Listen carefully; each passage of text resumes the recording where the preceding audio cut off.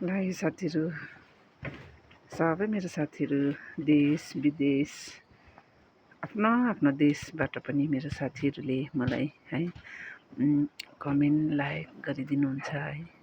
मलाई तपाईँले आफन्त सम्झेर भनेपछि हाम्रो गाउँमा चाहिँ साथीहरू, मेरो देशमा, मेरो गाउँमा, मेरो ठाउँमा चाहिँ यस्तो डुम्मा भएको छ। आज चाहिँ यति बेसी जाडो भइरहेछ है। अन्त नर्थ सिक्किम, साउथ सिक्किम सबैपट्टि नै जाडो नै डुम्मा भएको छ है साथीहरू।